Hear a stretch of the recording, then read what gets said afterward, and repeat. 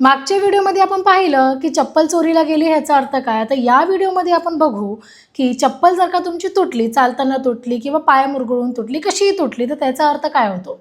ह्याचा अर्थ की तुमचा शनिग्रह नेगेटिव्हमध्ये येत आहे. म्हणजे तुमचा शनिग्रह खराब तुम्ही स्वतः तुमच्या कर्मांनी करत आहात. आता तुमचे कर्म म्हणजे काय, की एखाद्याबद्दल वाईट बोलणं, एखाद्याला अपमानास्पद बोलणं, एखाद्याची विनाकारण खोट्या गोष्टी बोलून बदनामी करणं, एखाद्याला लुटणं, चोरी करणं किंवा तुमचे कर्म खराब करणं कुठल्याही पद्धतीने.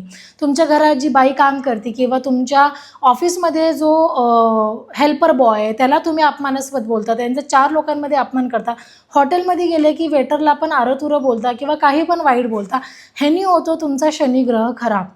तर ह्या गोष्टी जर का तुम्ही करत असताल कळत न कळत, तर त्या तुम्ही करणं बंद करा, नाहीतर तुमचा शनिग्रह खराब होईल. आणि हे विसरू नका, शनी इज मनी.